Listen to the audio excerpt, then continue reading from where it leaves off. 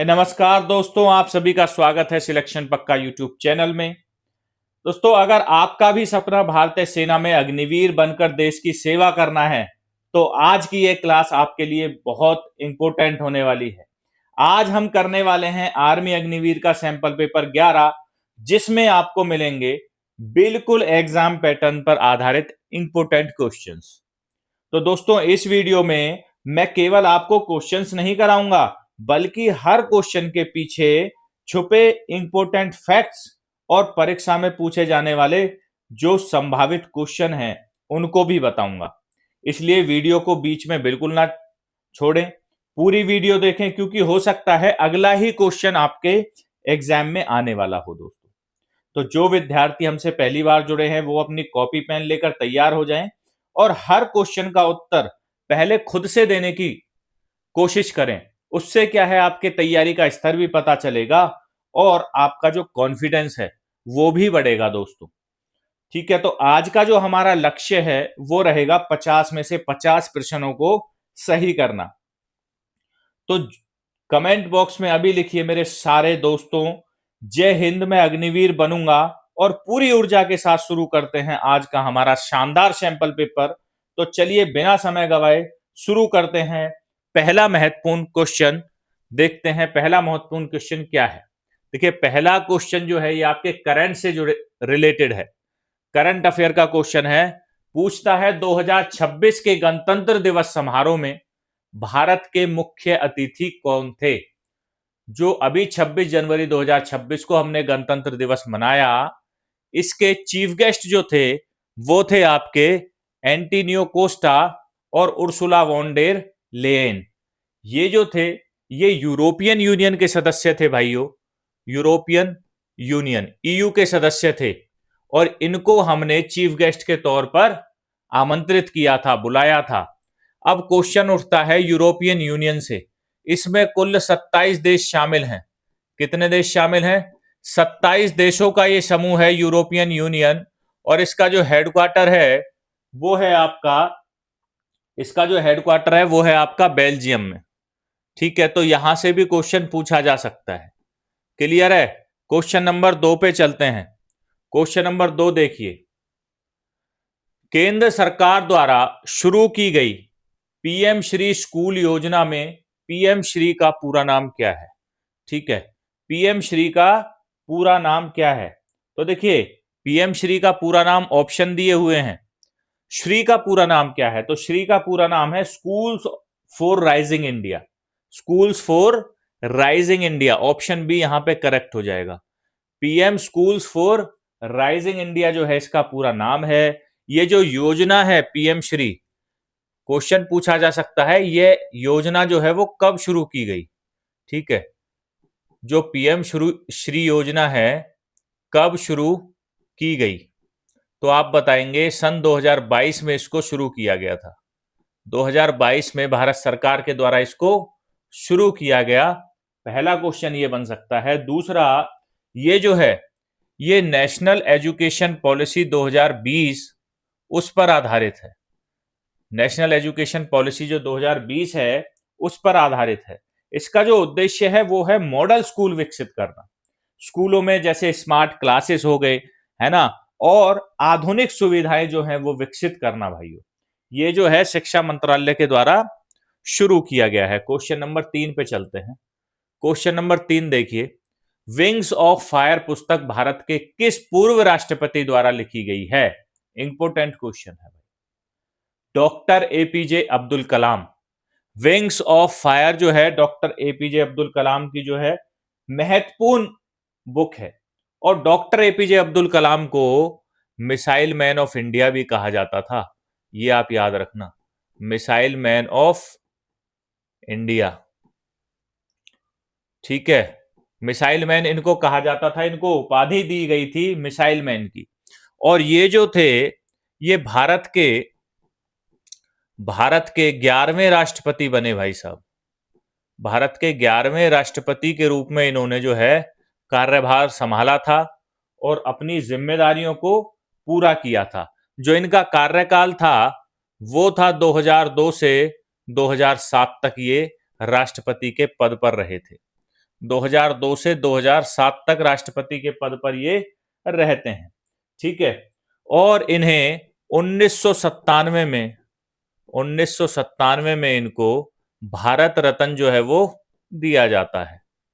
ठीक है, ये इनसे जुड़े हुए इंपॉर्टेंट क्वेश्चन जो पूछे जा सकते हैं।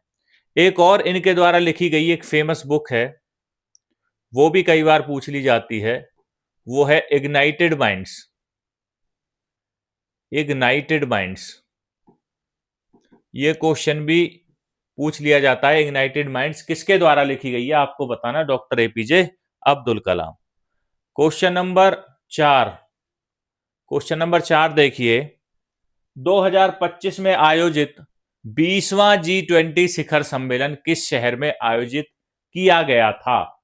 तो ये किया गया था आपका जोहान्सबर्ग में। कहां पे हुआ था भाइयों? जोहान्सबर्ग, दक्षिण अफ्रीका में ये आयोजित हुआ था। G20 जो है, G20 इसमें आपके 19 देश हैं और एक यूरोपियन यूनियन है, एक यूरोपियन यूनियन है। इसीलिए इसको जो नाम दिया गया है वो दिया गया है G20, मतलब 20 देशों का समूह। ठीक है, जो G20 है इसमें भारत ने 2023 में इसकी अध्यक्षता की थी, और ये जो लगभग पूरी विश्व की जीडीपी का 85%, 85% जो है वो आपका प्रतिनिधित्व करता है। और इसकी जो स्थापना है, G20 की स्थापना कब हुई ये भी पूछा जा सकता है। तो 1999 में इसकी स्थापना जो है वो होती है। क्वेश्चन नंबर 5, 2011 की जनगणना के अनुसार भारत में सबसे अधिक लिंग अनुपात किस राज्य में पाया गया था? तो बताने की कोशिश करें भाई। सबसे ज्यादा लिंग अनुपात जो है वो पाया गया आपका केरल में, और केरल जो है सबसे ज्यादा इसमें एक चीज और पाई गई थी, साक्षरता दर। सबसे ज्यादा साक्षरता दर जो है वो भी केरल में पाई गई थी। सबसे ज्यादा साक्षर जो राज्य था वो भी 2011 की जनगणना के अनुसार केरल ही था। क्लियर है? तो ये दो क्वेश्चन आपको याद रखना है। ठीक है, केरल की अगर राजधानी की बात करूं कि केरल की राजधानी क्या है, बताइए केरल की राजधानी क्या है, कमेंट बॉक्स में डालते रहिए क्या है। तो केरल की राजधानी है आपकी तिरुवनंतपुरम। तिरुवनंतपुरम जो है इसकी राजधानी है केरल की। क्वेश्चन नंबर चलते हैं छठे पे। क्वेश्चन नंबर 6 देखिए दोस्तों, 6 है, मंगल पांडे का नाम निम्नलिखित में से किस ऐतिहासिक घटना से जुड़ा हुआ था? जो आपके मंगल पांडे थे ये किस घटना से जुड़े हुए थे? तो इन्होंने ये जो है ये विद्रोह से जुड़े हुए थे, जो सिपाही विद्रोह हुआ था उससे जुड़े हुए थे आपके मंगल पांडे। 1857 का जो विद्रोह है वो बैरकपुर से शुरू होता है ना? और मंगल पांडे 34वीं बंगाल नेटिव इन्फेंट्री के सैनिक थे उस टाइम पे। इसे भारत का प्रथम स्वतंत्रता संग्राम भी कहा जाता है। किसको?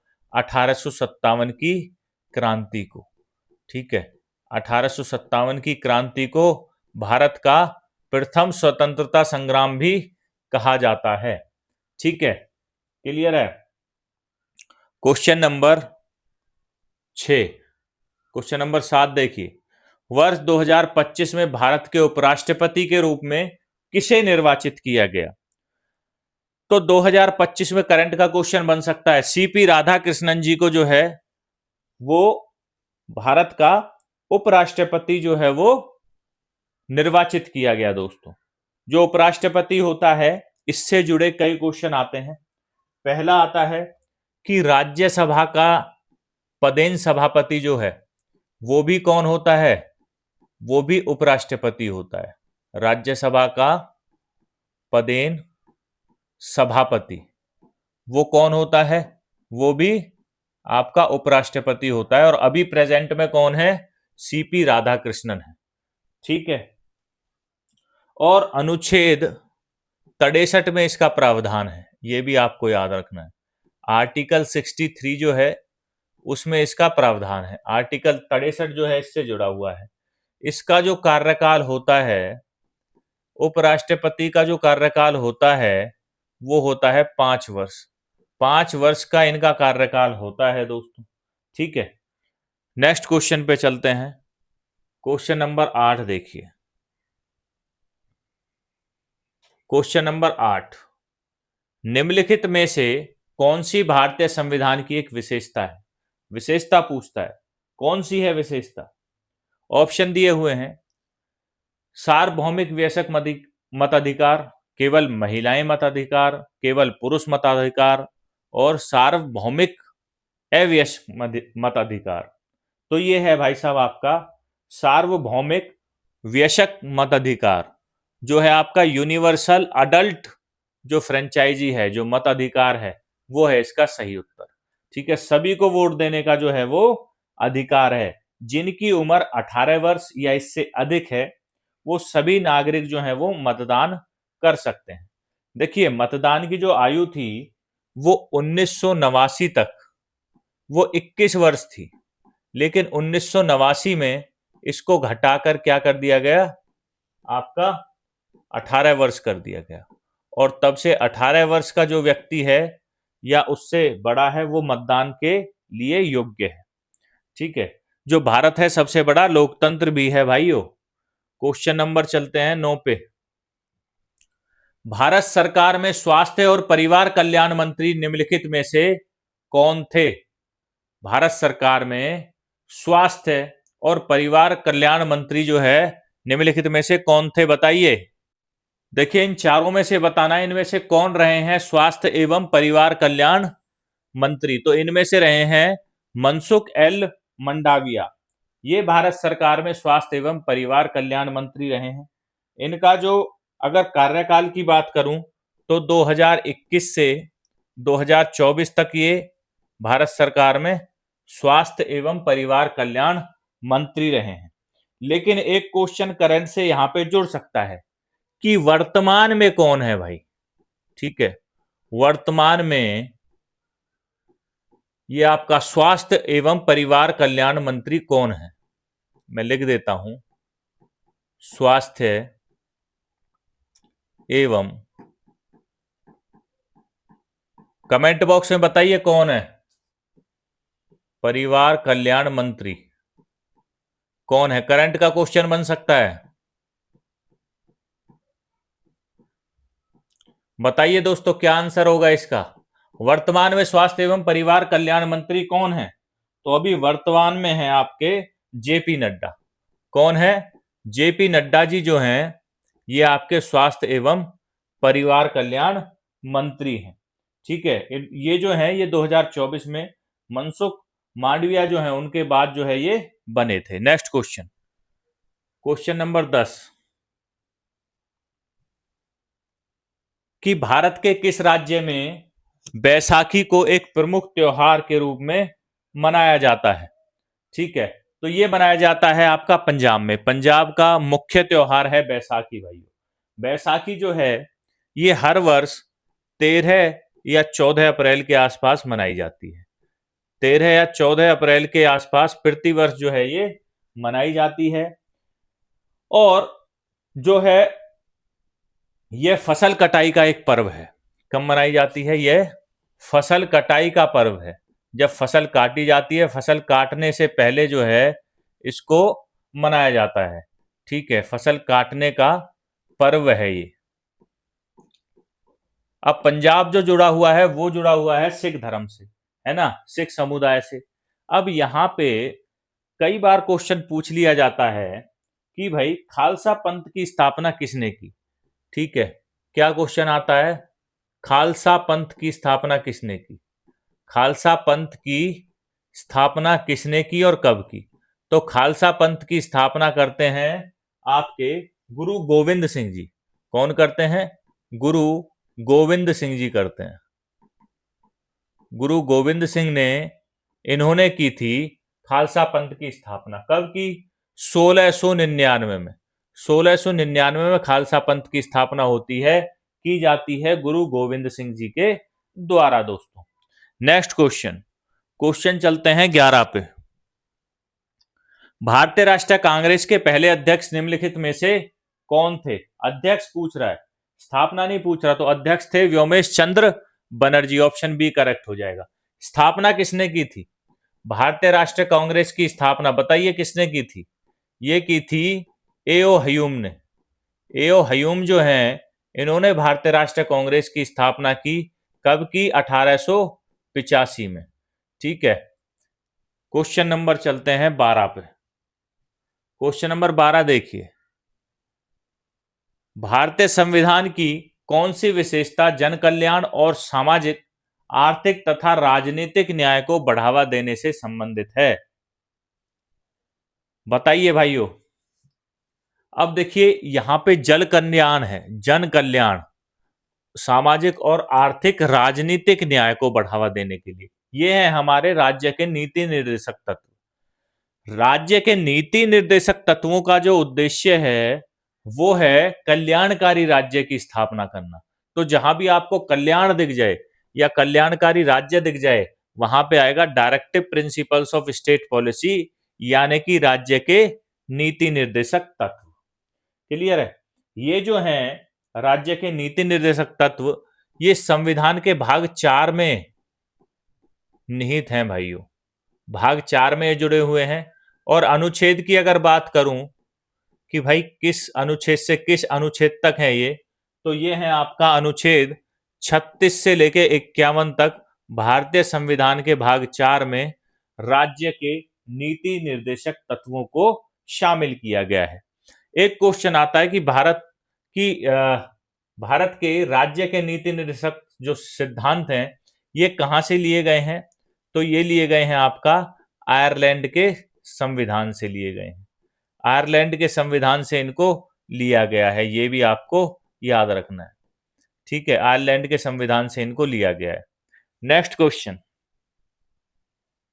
क्वेश्चन नंबर 13, सार्जेंट निम्नलिखित में से किस भारतीय रक्षा बल की एक रैंक है? तो सार्जेंट होते हैं भाई साहब आपके इंडियन एयरफोर्स में, भारतीय वायुसेना में। जो सार्जेंट हैं, सार्जेंट के समतुल्य अगर मैं बात करूं तो आर्मी में और नेवी में, आर्मी और नेवी में जो सार्जेंट हैं आपके आर्मी में बोला जाता है हविलदार, और आपके नेवी में बोला जाता है पेटी ऑफिसर। नेवी में पेटी ऑफिसर बोलते हैं और एयरफोर्स में आपका सार्जेंट बोलते हैं। क्या बोलते हैं? सार्जेंट बोलते हैं। तो ये समतुल्य रैंक हैं तीनों की। ये भी पूछ लिया जाता है कई बार कि भाई एयरफोर्स के सार्जेंट को आर्मी में क्या कहा जाता है? हवलदार। या आर्मी के हवलदार को नेवी में क्या कहा जाता है? पेटी ऑफिसर। तीनों जो हैं वो समतुल्य रैंक हैं। नेक्स्ट क्वेश्चन, क्वेश्चन नंबर 14, निम्नलिखित में से कौन सा वेद सबसे पुराना है? निम्नलिखित में से सबसे पुराना वेद कौन सा है बताइए? ऋग्वेद। कौन सा वेद है? ऋग्वेद जो है सबसे पुराना है। और इसमें कुल 10 मंडल हैं। 10 मंडल इसमें है। इसमें कितने सूक्त हैं? इसमें 1028 सूक्त हैं।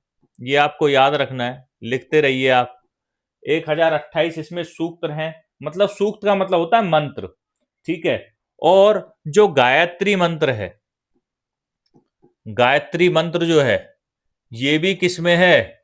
आपके ऋग्वेद में ही पाया जाता है। ठीक है, ऋग्वेद में ही मिलता है ये। कुल वेदों की संख्या कितनी है? कुल वेद कितने हैं? कुल वेदों की संख्या है आपकी 4। 4 वेद हैं। ठीक है, सबसे पुराना कौन सा है? ऋग्वेद है। क्लियर है भाइयों? नेक्स्ट क्वेश्चन, क्वेश्चन नंबर 15, भारतीय खान ब्यूरो,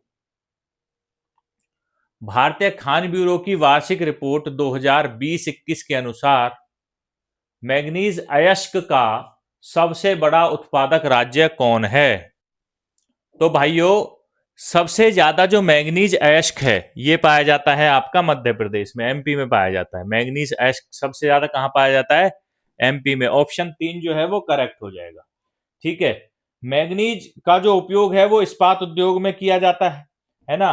और एमपी में जो बालाघाट है, बालाघाट करके एक यहाँ पे जिला है, यहाँ पे सबसे ज्यादा मात्रा में पाया जाता है मैंगनीज अयस्क।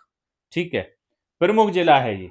और मैंगनीज को जो है वो स्टील उद्योग की रीढ़ की हड्डी भी कहा जाता है। ठीक है, नेक्स्ट क्वेश्चन पे चलते हैं। हाँ, वैसे तो उड़ीसा भी है, बट सबसे ज्यादा अगर हम बात करें तो मध्य प्रदेश जो है वो सबसे बड़ा उत्पादक है। क्वेश्चन नंबर चलते हैं हम 16 पे। क्वेश्चन नंबर 16 देखिए एक बार। क्वेश्चन नंबर 16 है कि यदि किसी बल्ब पर 120 वोल्ट का विभवांतर हो, ठीक है, विभवांतर कितना हो, V दे दिया 120 वोल्ट, वोल्टेज दे दी हमें, और उसमें 0.5 एम्पियर धारा प्रभावित हो रही हो, मतलब I जिसको हम करंट कहते हैं वो 0.5 एम्पियर है। ठीक है भाइयों, उसके बाद बोला है बल्ब की शक्ति क्या होगी, मतलब पावर क्या होगी। और पावर जो होती है बल्ब की, उसका फॉर्मूला होता है V इंटू आई, मतलब वोल्टेज गुना में करंट। वोल्टेज 120 है, करंट 0.5 है ना।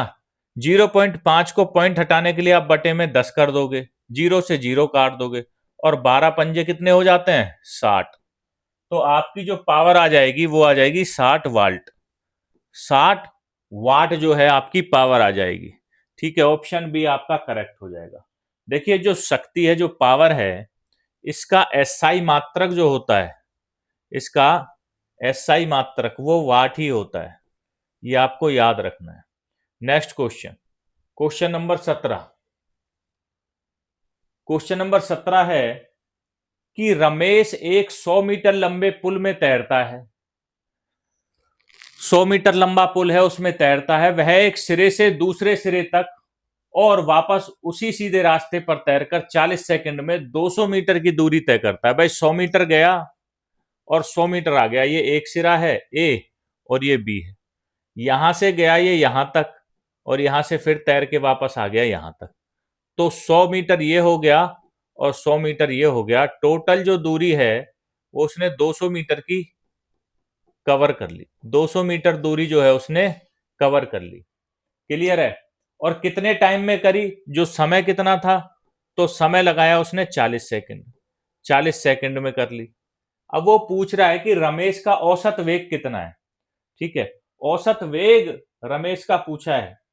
ठीक है, तो जो औसत इसका वेग है, क्योंकि वेलोसिटी पूछा है, वेग पूछा है, गति नहीं पूछी, तो वेग जो होता है, वेग वो होता है कुल विस्थापन। विस्थापन का मतलब होता है डिस्प्लेसमेंट। ठीक है, कुल विस्थापन बटे में कुल समय। अब एक चीज देखिए आप कि इसमें विस्थापन तो हुआ ही नहीं, जहां से वो चला वहीं से वापस उसी पॉइंट पे आ गया। तो जो विस्थापन होता है वो होता है शुरुआती पॉइंट से अंतिम पॉइंट तक का डिस्टेंस। तो शुरुआती पॉइंट और अंतिम पॉइंट इसका दोनों एक ही है, तो विस्थापन हो जाएगा 0। इसलिए जो वेग है वो भी कितना हो जाएगा, 0, और औसत वेग भी कितना हो जाएगा, 0। तो ये आपको याद रखना है दोस्तों। ठीक है, अगर ये पूछ लेता इसकी गति, तो गति जो होती वो होती 200 बटे में 40। जो अगर गति पूछ लेता, ठीक है, तो गति एक अलग चीज है, वो हो जाती आपकी 50 मीटर पर सेकंड, 5 मीटर पर सेकंड। 200 डिवाइडेड बाई 40, 0 से 0, 4 से 20, 5 बार, 5 मीटर पर सेकंड, ये आपकी औसत गति हो जाती। बट उसने पूछा है वेग। ठीक है, इंग्लिश में बोलते हैं वेलोसिटी। वेलोसिटी क्या है, एक वेक्टर क्वांटिटी है, और विस्थापन भी क्या है, वेक्टर क्वांटिटी है। ठीक है, नेक्स्ट क्वेश्चन, क्वेश्चन 18 देखिए, निम्नलिखित में से कौन सा मात्रक किसी वस्तु के द्रव्यमान को मापने के लिए प्रयुक्त नहीं है। बताइए कौन सा होगा इसमें से, द्रव्यमान को मापने के लिए। द्रव्यमान का मतलब क्या है, आपका मास। मास को मापने के लिए कौन सा जो है वो उपयोगी नहीं है। एम्पियर नहीं है भाई साहब। एम्पियर किसका है, करंट का है, धारा का है, विद्युत धारा का है। ठीक है, बाकी किलोग्राम में हम नाप सकते हैं, ग्राम में नाप सकते हैं और मिलीग्राम में नाप सकते हैं। ये तीनों जो हैं, तीनों यूनिटें द्रव्यमान की हैं। सिर्फ एम्पियर एक ऐसी यूनिट है जो धारा की है। क्वेश्चन नंबर 19 देखिए। क्वेश्चन नंबर 19 है, किसी पिंड द्वारा किया गया कार्य बल और विस्थापन के किस सूत्र से व्यक्त किया जाता है? तो भाई साहब, जो आपका वर्क होता है, जिसको हम कार्य कहते हैं, वर्क बोल दूं या कार्य, दोनों में लिख देता हूं। इसका सूत्र होता है फोर्स गुना में डिस्प्लेसमेंट, यानी कि बल गुना में विस्थापन। बल गुना में विस्थापन जो है इसका सूत्र होता है। ऑप्शन देख लीजिए किसमें दिया हुआ है। ऑप्शन डी है F इंटू एस। ठीक है, या तो फोर्स इंटू आपका क्या लिख दीजिए, एस विस्थापन है, कई बार डी भी लिख देते हैं हम, है ना, और या बल इंटू विस्थापन लिख दीजिए, दोनों एक ही बात है। क्लियर है? चलते हैं नेक्स्ट क्वेश्चन पे, क्वेश्चन नंबर 20। क्वेश्चन नंबर 20 देखिए, पिघलने की प्रक्रिया में निम्नलिखित में से कौन सा परिवर्तन होता है? जब कोई चीज पिघलती है तो उसमें कौन सा परिवर्तन होता है? पहला है गैस ठोस में बदल जाती है। भाई गैस ठोस में नहीं बदलती, जब पिघलता है कोई मेल्ट होता है। ठोस द्रव्य में बदल जाता है, ये बिल्कुल सही है। जो सॉलिड होता है, जो ठोस होता है, वो द्रव्य में बदल जाता है। जैसे आपकी बर्फ है, बर्फ को जब आप रख दोगे तो धीरे धीरे वो पिघलने लगेगी और वो किस में बदल जाएगी? पानी में बदल जाएगी। तो ये क्या है, पहले हमारे पास बर्फ जो थी वो ठोस थी और वो किस में बदल गई? पानी में बदल गई। तो ऑप्शन बी जो है करेक्ट हो जाएगा। ठीक है भाइयों, क्वेश्चन नंबर चलते हैं 21 पे। गलनांक, हाँ, पानी का गलनांक क्या है? 0 डिग्री है भाइयों। ठीक है, और क्वथनांक 100 degree. Question number 21,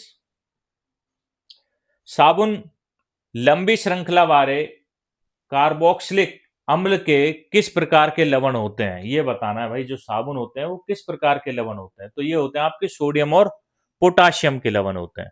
option A correct हो जाएगा। जो साबुन है ये फैट से और क्षार से बनते हैं। किस किस से बनते हैं? वसा और क्षार से ये बनते हैं, इसीलिए सोडियम और पोटाशियम के क्या है? लवण होते हैं। ठीक है, और इसी प्रक्रिया को जब ये बनते हैं तो इसको बोलते हैं साबुनीकरण, है ना। कठोर जो साबुन होता है उसमें सोडियम होता है और जो मुलायम साबुन है उसमें पोटाशियम होता है। बस आपको ये ध्यान रखना है, जो कठोर साबुन होगा, जो कठोर साबुन होगा उसमें क्या होगा? उसमें आपका सोडियम होगा, और जो मुलायम साबुन होगा, मुलायम साबुन जो होगा उसमें क्या होगा? उसमें आपका पोटाशियम होगा।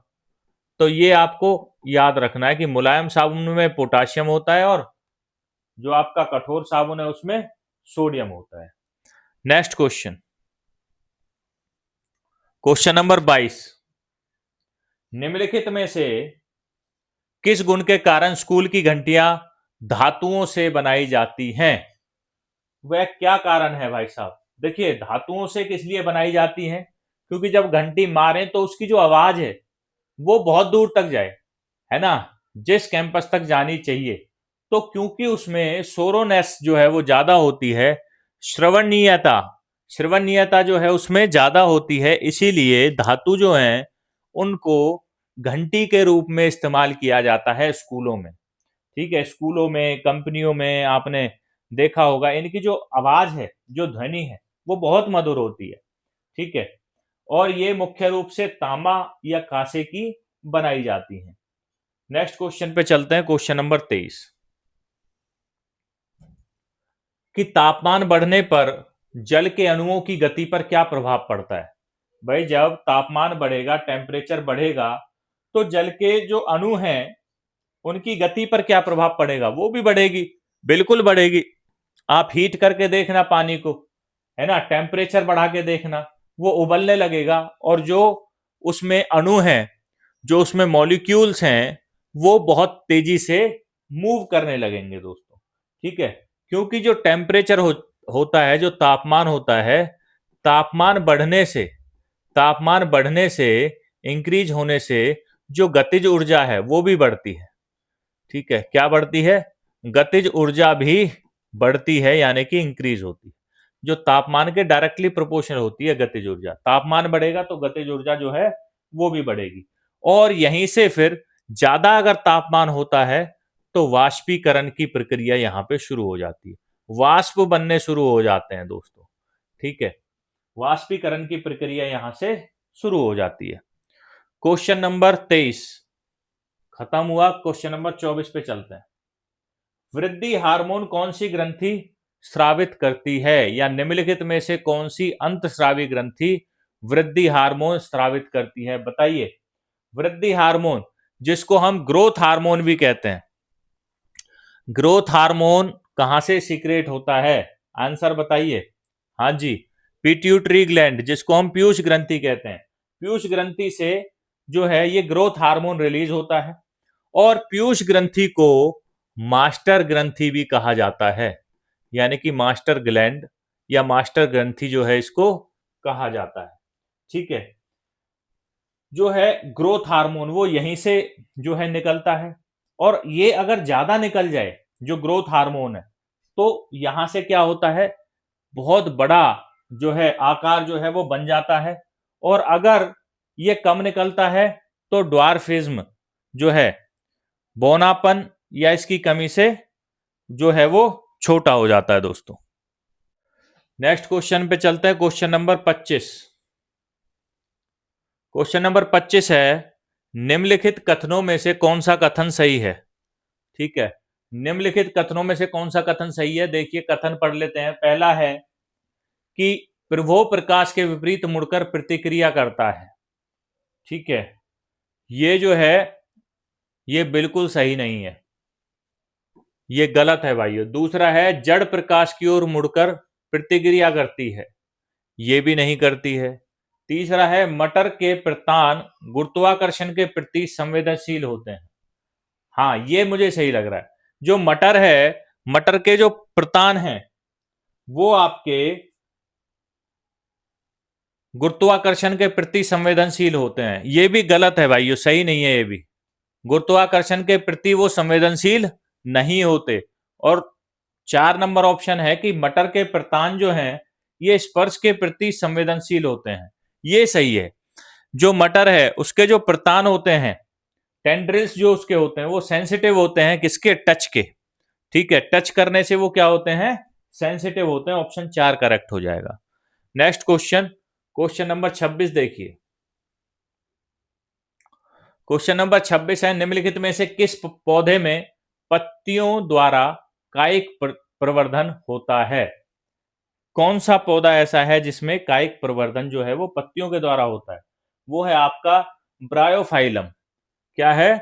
ब्रायोफाइलम। ऑप्शन डी जो है ये करेक्ट हो जाएगा। ठीक है, पत्तियों के किनारों पर जो है वो कलिकाएं बनी होती हैं इसके, और नए पौधे जो हैं वो उत्पन्न होते हैं। ठीक है, और ये पत्तियों के द्वारा ही कायिक प्रवर्धन जो है वो करता है भाई साहब। ठीक है, नेक्स्ट क्वेश्चन, क्वेश्चन नंबर देखते हैं 27। निम्नलिखित में से कौन सा शरीर का मुख्य समन्वय केंद्र है?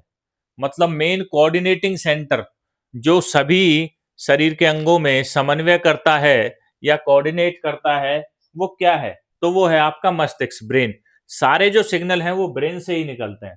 ठीक है, केंद्रीय तंत्रिका तंत्र का भाग है सेंट्रल नर्वस सिस्टम का। और जो ब्रेन है इसका सबसे बड़ा जो भाग है, सबसे बड़ा भाग जो है इसका वो है आपका सेरिब्रम। मस्तिष्क का सबसे बड़ा भाग क्या है? सेरिब्रम है। जो मस्तिष्क है 3 भागों से मिलकर बनता है, और सबसे बड़ा इसका है सेरिब्रम, जो सबसे बड़ा भाग है। ठीक है, और यही जो है सेरिब्रम, यही जो है वो कोऑर्डिनेटिंग सेंटर का काम करता है, समन्वय का काम करता है, कोऑर्डिनेशन का काम करता है। नेक्स्ट क्वेश्चन, क्वेश्चन देखिए 28। निम्नलिखित में से कौन सा कोशिकांग दोहरी झिल्ली से ढका होता है? दोहरी झिल्ली से ढका होता है, तो ये ढका होता है आपका माइटोकॉन्ड्रिया। माइटोकॉन्ड्रिया जो है ये दोहरी झिल्ली से ढका होता है। इसे power house of the cell भी कहा जाता है। ठीक है, ये आपको याद रखना है, पावर हाउस ऑफ सेल, यानी कि कोशिका का पावर हाउस इसको कहा जाता है, माइटोकॉन्ड्रिया को। ठीक है, ये करता क्या है? ये आपका एटीपी का निर्माण करता है। एडिनो ट्राइफॉस्फेट का निर्माण जो है ये करता है। नेक्स्ट क्वेश्चन पे चलते हैं, क्वेश्चन नंबर 29। देखिए 29, पौधों के वायवीय भागों से जल का वाष्प के रूप में निकलना क्या कहलाता है? बताइए क्या कहलाएगा? ये कहलाएगा आपका ट्रांसपीरेशन, जिसको हम वाष्पोत्सर्जन कहते हैं। ठीक है भाई, पौधे हैं, पौधों का वायवीय भागों से जल का वाष्प के रूप में निकलना, ठीक है, वेपर के रूप में जो है वो निकलना, वो कहलाएगा आपका वाष्पोत्सर्जन। ठीक है, देखिए जो पत्तियां होती हैं, जो पौधे होते हैं, पौधों की जो पत्तियां होती हैं, ये पत्तियां होती हैं जो, इन पत्तियों में बीच बीच में यहाँ पे छोटे छोटे क्या होते हैं, रंध्र होते हैं, जिनको हम रंध्र कहते हैं। ठीक है, रंध्र इसमें होते हैं, इंग्लिश में इनको स्ट्रोमेटा कहते हैं, स्ट्रोमेटा इंग्लिश में बोलते हैं, हिंदी में रंध्र बोलते हैं। छोटे छोटे छेद होते हैं, यहीं से जो है जो पौधे हैं वो कार्बन डाइऑक्साइड लेते हैं और ऑक्सीजन को छोड़ते हैं, और यहीं से जो है वाष्पों का उत्सर्जन करते हैं। ठीक है, जो पौधों का तापमान है वो यहीं से दोस्तों नियंत्रण होता है, यहीं से नियंत्रित होता है पौधों का तापमान। ठीक है, तापमान नियंत्रण जो है वो यहीं से होता है। आपने देखा होगा पौधों के पास अगर आप जाओगे तो आपको ठंडक महसूस होगी गर्मी के टाइम में। क्यों? क्योंकि वाष्पोत्सर्जन होता है। ठीक है, पानी जो है वो निकलता है रंध्रों से, और जब हवा के कांटेक्ट में आता है तो वो ठंडी जो है, ठंडी हवा जो है लोगों को लगती है, यही उसका कारण है। नेक्स्ट क्वेश्चन, क्वेश्चन नंबर 30 देखिए, कायिक प्रवर्धन के संबंध में निम्नलिखित कथनों में से गलत कथन की पहचान कीजिए। बताइए इनमें से गलत कथन कौन सा है? बताइए भाइयों।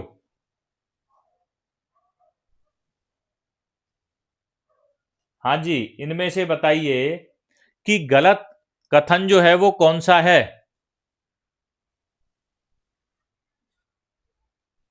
तो देखिए ऑप्शन पढ़िए। सबसे पहला है, जड़, तना और पत्तियां नए पौधे विकसित कर सकते हैं। बिल्कुल कर सकते हैं, ये स्टेटमेंट जो है वो सही है। दूसरा है कि कायिक प्रवर्धन से उगाए गए पौधे बीज से उगाए गए पौधों की तुलना में देर से फूल और फल देते हैं। ये गलत है भाइयों। ठीक है, ये कथन गलत है। जो कायिक प्रवर्धन से उगाए गए पौधे होते हैं ना, वो बीज से उगाए गए पौधों की तुलना में देर से नहीं देते, बल्कि और जल्दी देते हैं फूल और फल दोनों। कायिक प्रवर्धन वाले जो पौधे होते हैं वो बीज से उगाए गए पौधों की तुलना में जल्दी फूल और फल देते हैं। तो ये जो स्टेटमेंट है ये गलत हो जाएगा, और गलत ही पूछा है, ऑप्शन बी जो है वो करेक्ट हो जाएगा। ठीक है भाइयों, नेक्स्ट क्वेश्चन पे चलते हैं। क्वेश्चन नंबर है हमारा 31। अब मैथ के सवाल आ गए भाइयों, मैथ के आसान क्वेश्चनों की शुरुआत हो चुकी है। 31 क्वेश्चन देखिए, 5 + 5 + 5 का औसत कितना होगा? 5 टर्म दे रखी हैं आपको, 5 है, +5 है, +0 है, +5 है और +5 है। इनका औसत पूछा है। तो औसत का सीधा सीधा एक सूत्र होता है कि भाई कुल योग बटे में कुल संख्या। कुल योग तो ये हो गया, और कुल संख्या कितनी है? 5 है। तो 5 और 5 10, 15 5 20, तो 20 बटे में 5 बराबर हो जाएगा आपका 5 चौक 20, 4 इसका औसत आ जाएगा। ऑप्शन बी करेक्ट हो जाएगा। ठीक है भाइयों, इन क्वेश्चनों को आप वर्बली भी कर सकते हो। 5 10 15 20, 20 बटे में 5 संख्याएं, तो आंसर क्या आ जाएगा? 4 आ जाएगा इसका आंसर। क्लियर है? नेक्स्ट क्वेश्चन पे चलते हैं। क्वेश्चन नंबर 32 देखिए, 16 का वर्गमूल कितना होगा? तो 16 का वर्गमूल 4 होता है, कोई भी निकाल लेगा भाइयों। 16 का वर्गमूल कितना होगा? 4 होगा। कैसे निकाल सकते हो? ऐसे भी निकाल सकते हो। ले भाई, 2 अट्ठे 16, 2 चौक 8, 2 दूनी 4, 2 एकम 2। फिर आप क्या करोगे? इनके जोड़े बनाओगे। ऐसे ही पढ़ाया जाता था ना स्कूल में कि 16 का वर्गमूल क्या होगा, तो आप लिखते थे 2 गुना 2 गुना 2 गुना 2, इसका भी वर्गमूल कर देते थे। फिर जोड़े बनाते थे, और फिर जोड़े में से एक एक चीज को लिख लेते थे और बताते थे कि 4 इसका वर्गमूल होगा। ऐसे करना है या फिर आपको याद है? आपको याद होगा भाइयों। 1 से 30 तक, 1 से 30 तक वर्ग आपके मुंह जवानी होने चाहिए। वर्ग और वर्गमूल, वर्ग याद हो गए तो वर्गमूल भी हो जाएंगे, है ना। और 1 से 25 तक घन और घनमूल, 1 से 25 तक आपके घन और घनमूल, ये आपको मुंह जवानी याद होने चाहिए, आपको ऑन द टिप होने चाहिए। ठीक है, नेक्स्ट क्वेश्चन पे चलते हैं। क्वेश्चन नंबर 33 देखिए, सिंप्लीफिकेशन का क्वेश्चन है, सरलीकरण का क्वेश्चन है।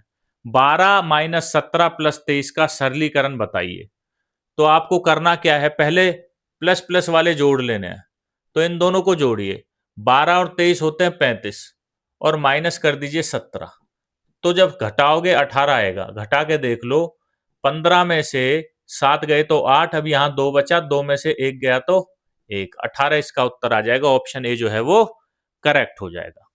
ठीक है भाइयों, नेक्स्ट क्वेश्चन, क्वेश्चन नंबर देखते हैं आपका 34। निम्नलिखित में से सबसे बड़ी एक अंक वाली संख्या कौन सी है? एक अंक वाली संख्या जो है सबसे बड़ी वो कौन सी है? 9 है। एक अंक वाली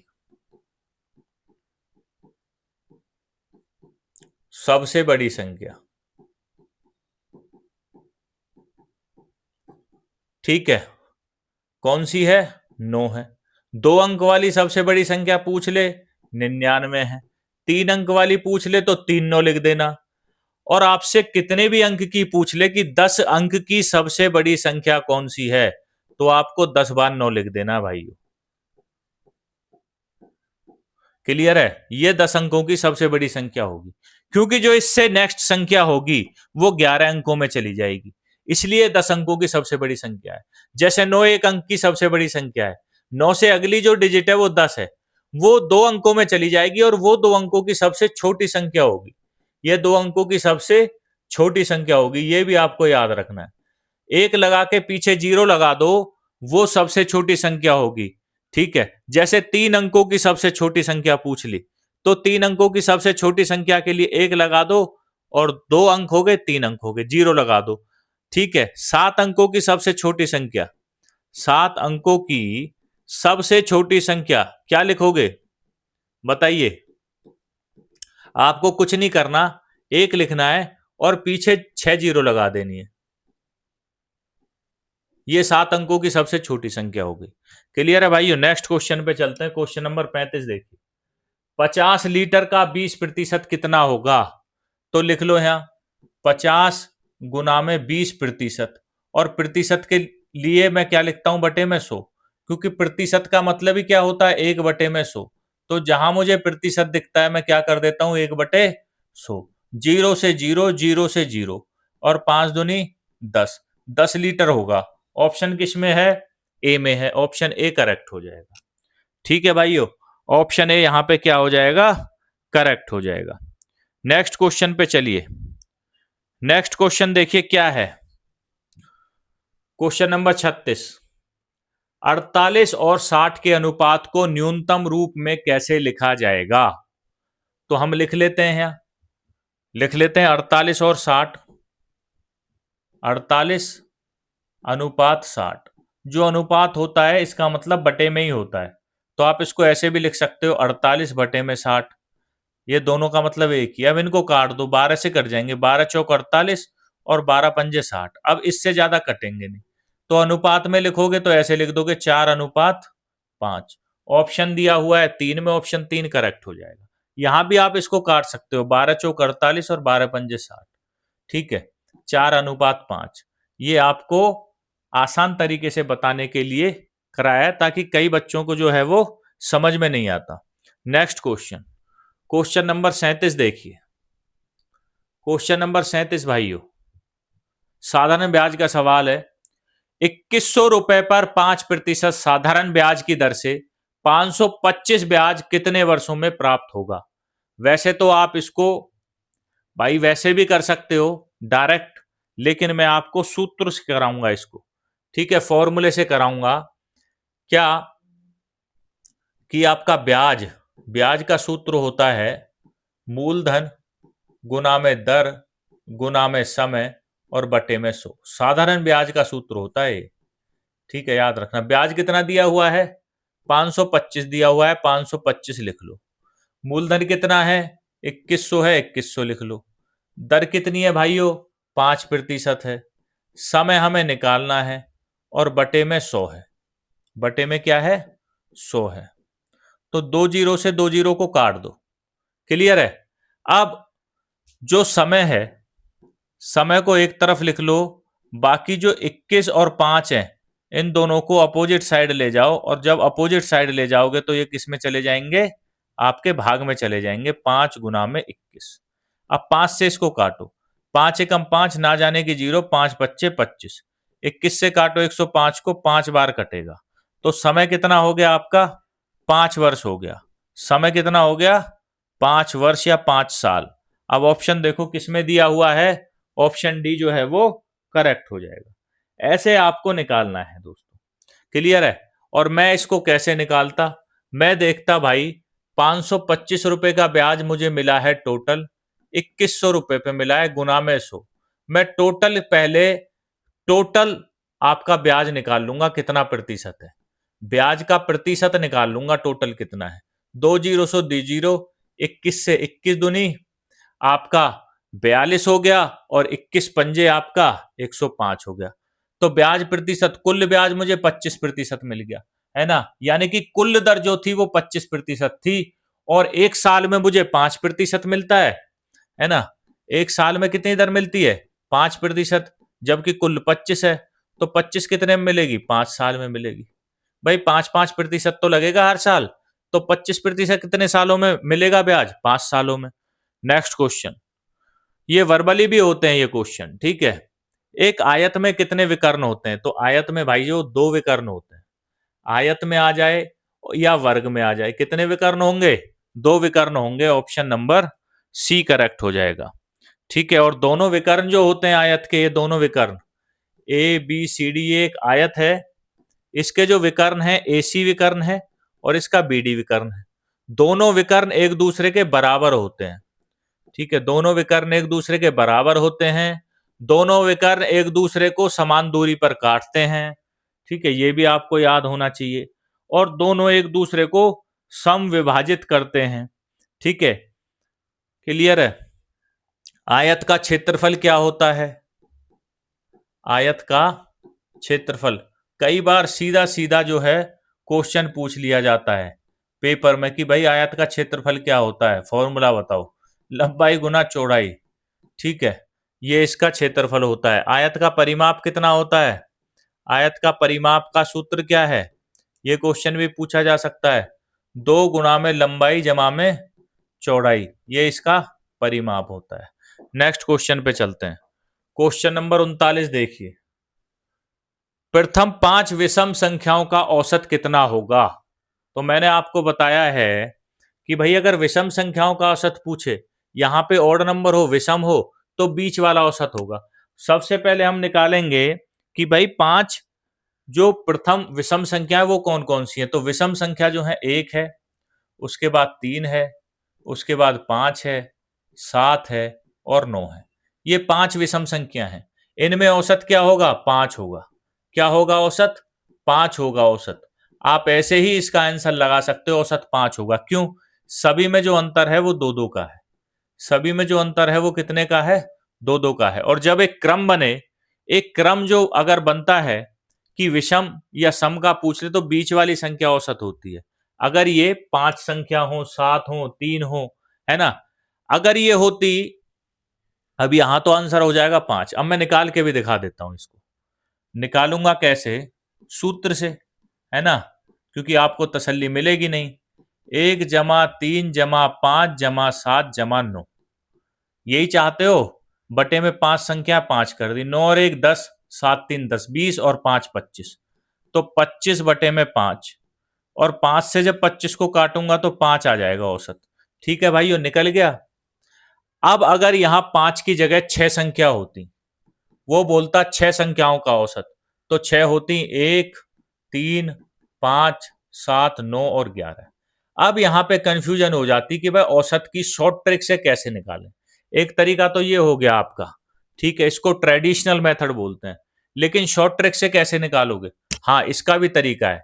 देखिए 1 2 3 4 5 6, 6 संख्याएं, बीच वाली 2 संख्या लो और उनको जोड़ के आधा कर दो, या इन दोनों के बीच में देख लो कौन सी संख्या है।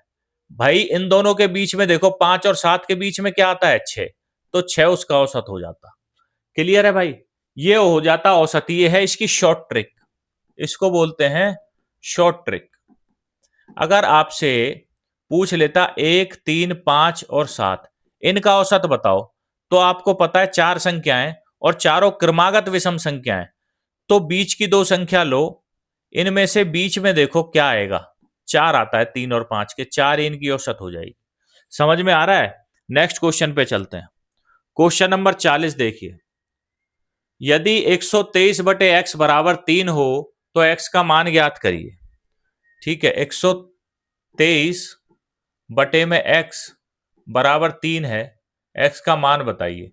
इसके बटे में कुछ नहीं है, एक कर लो, क्रॉस मल्टीप्लाई कर लो।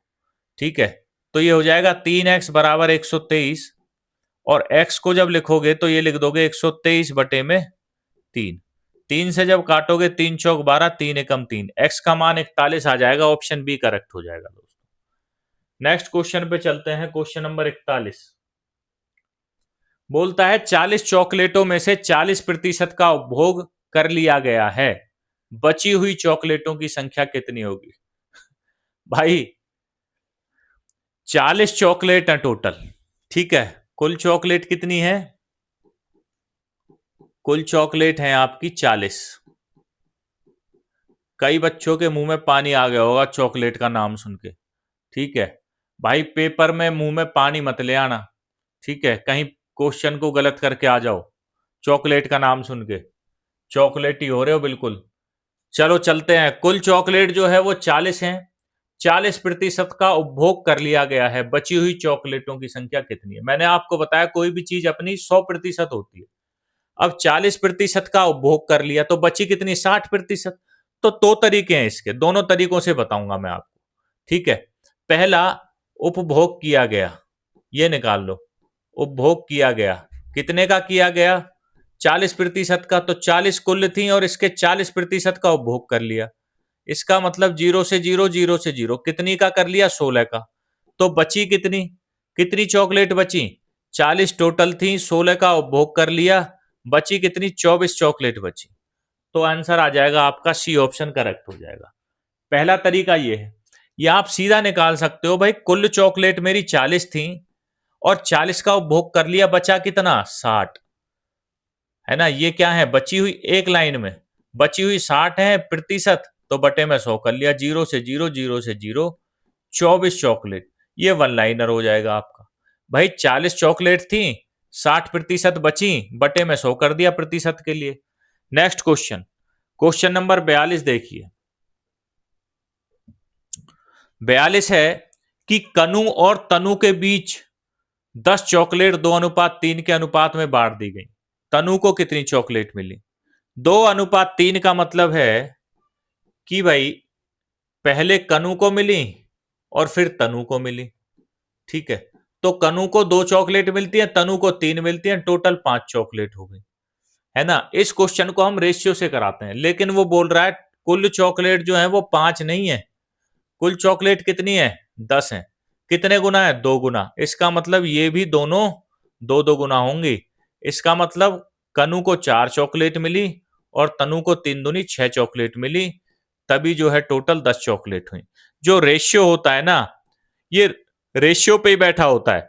अगर एक से तुम गुना करोगे किसी चीज की या भाग करोगे तो सभी से करना पड़ेगा, ये रेशियो बोलता है, ये अनुपात बोलता है कि अगर भाई मैं जिस अनुपात में बैठा हूं मुझे वो अनुपात मेंटेन करना है।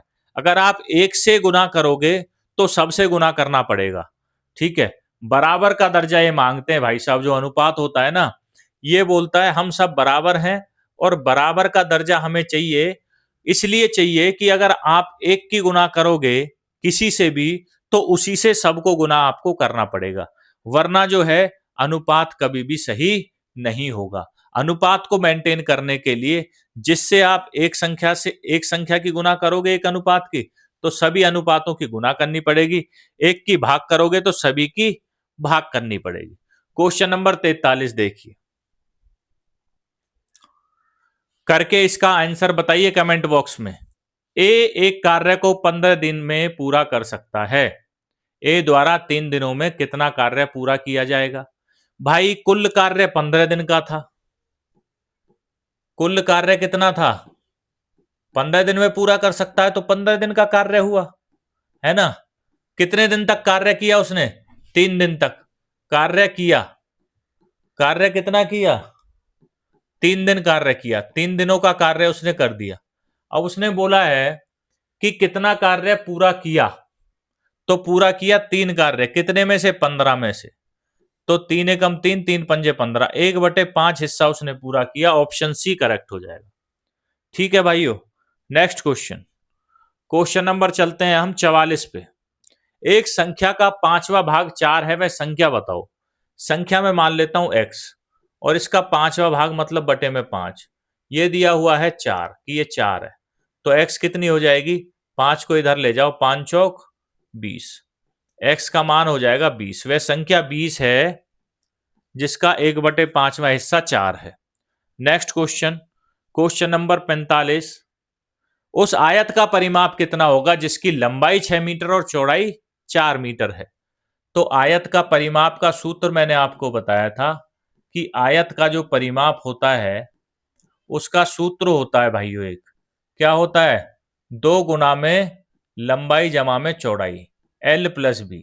तो 2 गुना में लंबाई 6 मीटर है जमा में चौड़ाई 4 मीटर है, तो आप क्या लिखोगे? 2 गुना में 6 और 4 10 मीटर। तो परिमाप कितना हो जाएगा? 10 दूनी 20 मीटर। आयत का परिमाप कितना हुआ? 20 मीटर। ऑप्शन बी करेक्ट हो जाएगा। नेक्स्ट क्वेश्चन पे चलते हैं। क्वेश्चन नंबर देखते हैं 46। अब आ जाएंगे रीजनिंग के क्वेश्चन भाई। रीजनिंग का क्वेश्चन देखिए कि नीचे दिए गए शब्दों को अंग्रेजी शब्दकोश के सही क्रम में व्यवस्थित कीजिए। कर देते हैं। जी आता है 7 पे, डी आता है 4 पे, ये आता है 2 पे, और एल आता है 12 पे। अब देखिए सबसे पहले कौन सा आएगा? बी। कितना संख्या है? 3 नंबर पे है तो 3 आ जाएगा। उसके बाद आएगा क्या? ड्रैप, ये दूसरे नंबर पे है। उसके बाद क्या आएगा? ग्रुप, ये पहले नंबर पे है। और उसके बाद आएगा लीगल, ये चौथे नंबर पे। 3 2 1 4, 3 2 1 4 ऑप्शन सी जो है वो करेक्ट हो जाएगा भाई। ठीक है, नेक्स्ट क्वेश्चन।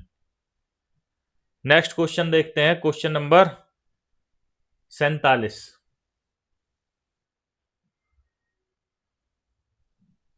47 है कि 23 व्यक्तियों की पंक्ति में निशा पीछे से 9वें स्थान पर खड़ी है, आगे से उसके आगे कितने व्यक्ति खड़े हैं?